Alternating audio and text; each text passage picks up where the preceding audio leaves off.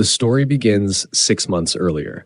Ruby marries her second husband. She is a widow who spent 17 years trapped in an abusive marriage with her previous husband, who was later shot and killed. Her daughter is now 18 years old. Her current husband, Daniel, is elderly, in poor health, and deeply fond of horses. He enjoys the quiet life on the ranch, but Ruby finds it dull and unfulfilling. She longs for luxury and vacations instead. One night, Ruby accidentally overhears a conversation between Daniel and his lawyer friend, Larry. They discuss Daniel's intention to leave all his assets to Ruby, despite his history of heart disease. Larry advises him to think carefully, as the marriage is only 6 months old. If, within the next 3 months, Daniel fully trusts her, his lawyer will agree to invalidate the prenup. Ruby suddenly steps into view, forcing the conversation to end, and Larry leaves. The next morning, Ruby says she is going to an art auction with her daughter. On the way, she confides that she dislikes living on a ranch far from town. She appears irritated while her daughter remains silent, believing that Daniel is simply a good man. In reality, Ruby travels to another city to meet a wealthy man named Ted. Daniel calls to check on her, and she pretends she is about to go to sleep. Shortly after, Ruby removes her wedding ring and leaves the hotel, leaving her phone behind in the room. When Daniel calls again and gets no answer, he becomes suspicious. He contacts the front desk to check the room, but no one responds, deepening his concern. Ruby meets Ted and receives an expensive gift from him. Her expression immediately changes. Her plan is to leave as soon as she gets the gift, using the excuse that her aunt is ill. Ted spends the entire day feeling happy, completely unaware that he has been deceived. When Ruby returns home, Daniel greets her and asks about the trip. She lies, saying she did not want to waste his money on the auction. This raises Daniel's suspicions. He immediately calls Frank and discovers that Ruby was never there. Daniel asks him to keep this information confidential. Later, Daniel notices Ruby's phone on the table and checks the call history. He dials one unfamiliar number. A man answers on the other end. Daniel warns him to stay away from his wife, threatening that his life will become miserable if he does not. Daniel then tries to call Larry again, but no one answers. Unbeknownst to him, Ruby is standing nearby and hears everything. She quickly walks toward the stables, where she opens the caps of 2 chemical bottles and places them back on the shelf. Daniel finds her there and confronts her, accusing her of lying about the trip and using the identity of a deceased person. Exposed, Ruby pretends to apologize, deliberately knocks over the shelf, and walks away. Daniel has no idea it is a trap she carefully set, a death meant to appear as a natural heart attack. Later, Ruby takes her daughter into town. A few hours afterwards, she returns home and pretends she knows nothing about what happened, acting devastated by her husband's death, while her daughter remains completely unaware. Detectives question Ruby about Daniel's health. Police discover spilled bleach and ammonia, which reacted to produce chloramine gas, a highly toxic substance that can be fatal when inhaled. However, Ruby has not yet received the inheritance. She deceives Larry by claiming she loved Daniel for who he was, not for his money, convincing him to proceed with the inheritance process. After Larry leaves, Ruby is left alone, quietly pleased with herself. What she does not expect is that Daniel's entire fortune has been donated to the church. Ruby receives only $200,000 in inheritance. While Amanda wants to stay on the ranch, Ruby insists on selling the house and moving to Seattle. 3 months later, while searching for information in Seattle, Ruby discovers a wealthy man who is actively involved in charity work. He is publicly fundraising to help cover cancer treatment for someone else and has personally donated $2 million. Ruby already has a plan. She deliberately approaches him at a charity fundraising event, striking up a conversation and slowly drawing him in.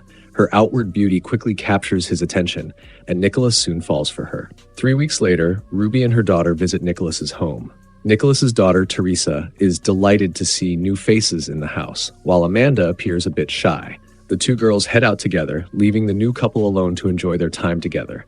After that day, Ruby leaves a deep impression on Nicholas, occupying his thoughts constantly. At his office, Nicholas announces that he plans to hold the wedding in 1 month. Teresa is happy and suggests that they live together for a while before making any final decisions. Nicholas is deeply in love with Ruby. She makes him feel alive again. Neither he nor his daughter knows who Ruby truly is. Having lost his wife years ago, Nicholas is emotionally vulnerable and blinded by his feelings. Ruby is set to move into his house the following day.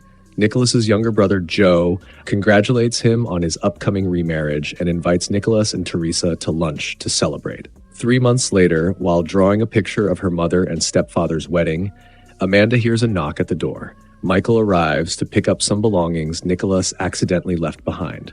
After a brief conversation, Amanda seems to like him, and Michael invites her to an art exhibition in town the following week. During the honeymoon period, Nicholas's asthma begins to flare up, something Ruby quickly takes notice of. Unaware of it, a dark idea starts to form in her mind. Joe begins investigating Ruby's background and uncovers several suspicious details.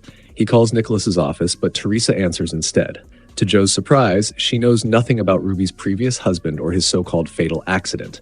In fact, Ruby appears to have no verifiable background at all before her marriage. After returning from an outing, Ruby waits for Nicholas to step into the shower. She extracts a small amount of pepper spray and secretly places it inside his asthma inhaler, then puts it back into the drawer, carefully marking its position.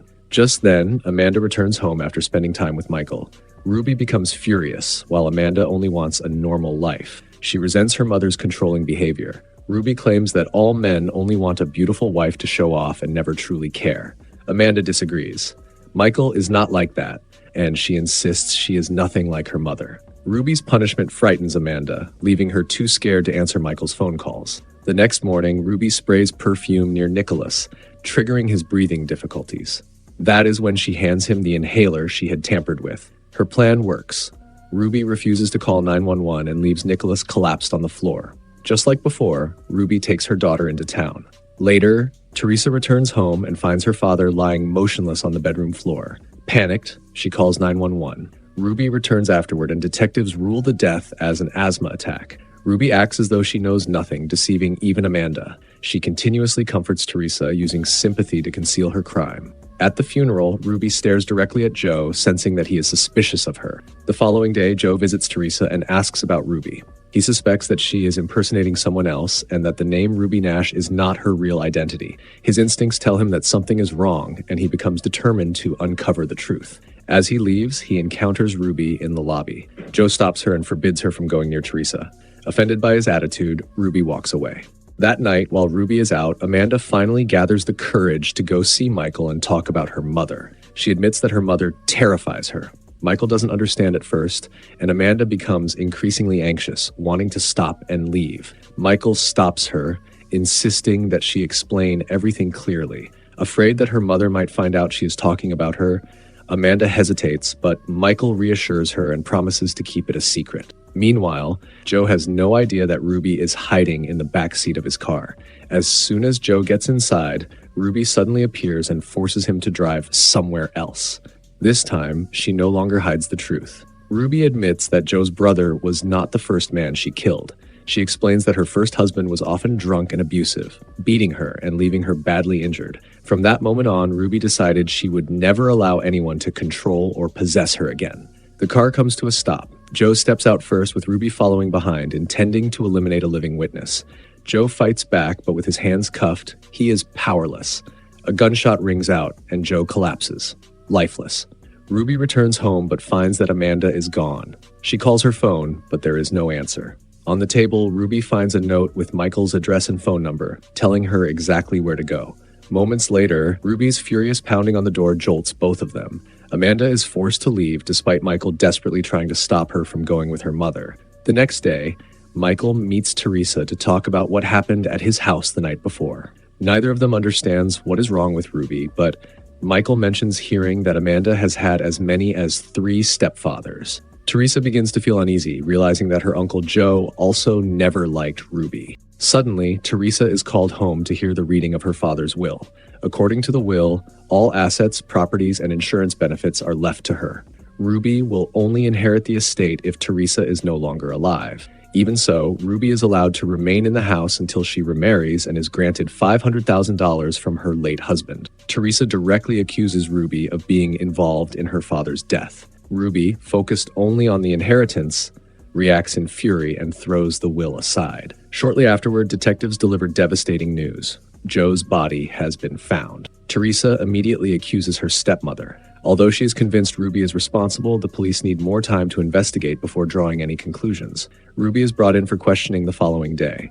Within just 1 year, she has lost 2 husbands, and now Joe's death has also raised suspicions. She begins to panic. The detective asks her directly whether she knew that Joe was digging into her past. She refuses to continue the interrogation. However, her deception does not fool the detective. She bluntly announces that she will leave town, claiming that the family is falsely accusing her of murdering her husband. As she walks out, Teresa arrives and heads straight toward the detective, ignoring her stepmother entirely. All three of Ruby's husbands died under suspicious circumstances: an accident, a heart attack, and an asthma attack. Yet the detective still lacks concrete evidence to charge her. Everyone is a suspect until they are proven innocent. Back at home, she repeatedly calls out to her daughter, ordering Amanda to pack their belongings and leave the next morning. Amanda refuses. She wants a stable, normal life where she has Michael and Teresa as friends. Ruby will not accept this and insists on leaving. In the end, Amanda reluctantly obeys her mother. Michael is the first person Amanda calls to tell him that she is being forced to move away, even though she desperately does not want to go.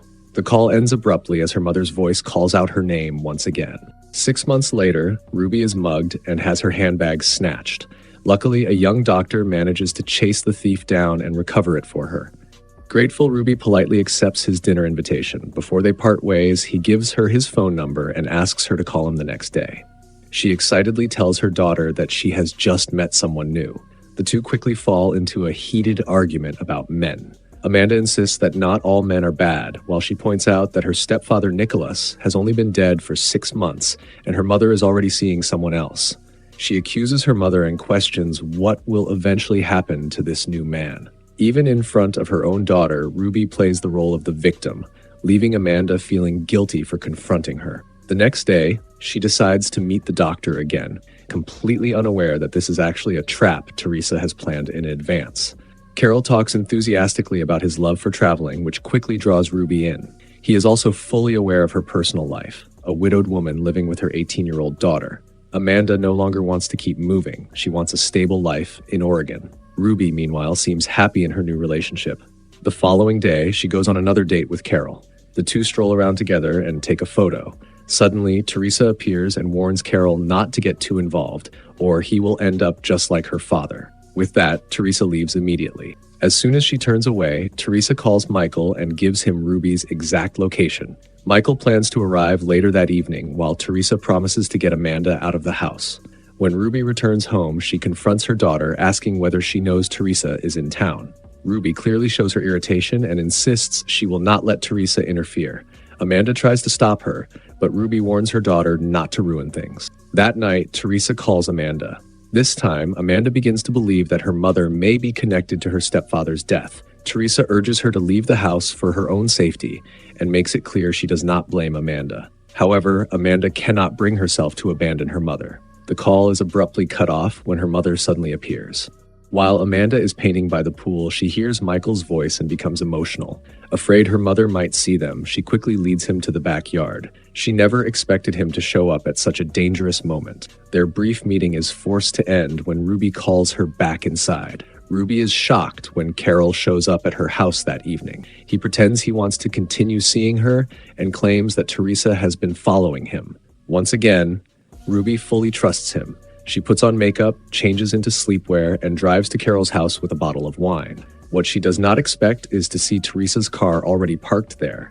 In reality, Teresa had anticipated Ruby's arrival and was waiting. Seeing this, she storms off in anger, Teresa not to go anywhere alone, assuring her that as long as she stays with him or with Michael, Ruby would not dare make a move. It turns out Carol has deeper ties to this entire plan, and luring Ruby into the trap is far from easy, unless Amanda is willing to testify against her own mother. Ruby immediately opens her laptop and checks Carol's identity. She discovers the name is fake and realizes she has been deceived. She immediately considers reporting Teresa to the police for stalking and harassment. Early the next morning, she calls Carol and asks him to meet her at Moon Lake, 30 miles away. She tells him she will go there as well. Ruby knows that unless she separates Teresa and Carol, she will never be able to get close to Teresa. She waits near Carol's house to make sure he leaves, then returns home and calls Teresa, asking to talk. Although her instincts warn her that something is wrong, Teresa agrees and prepares a voice recorder. She tries calling Carol, but cannot reach him. Ruby lays out a weapon on the kitchen table. Meanwhile, Carol arrives at the lake but finds no sign of her. With no phone signal, he immediately realizes something is wrong and drives straight back to Ruby's house. Ruby opens the door and lets Teresa inside, then begins confessing to the horrific crimes she committed in the past. Teresa listens in silence before suddenly revealing the recording device. Ruby forces her to remove it and fabricates a story, claiming Teresa broke in and attacked her. She orders Teresa to go upstairs to the bedroom. Suddenly, Teresa fights back. At that exact moment, Amanda enters the room with Michael. Ruby has nothing left to say. Teresa demands that Ruby drop the knife. The police arrive shortly after and take Ruby and her daughter into custody. Amanda is questioned, but insists she has never seen her mother harm her previous husbands. She shows clear signs of severe psychological trauma and requires treatment. In the weeks that follow, Teresa and Michael visit Amanda regularly as she continues receiving care at the hospital for her emotional injuries.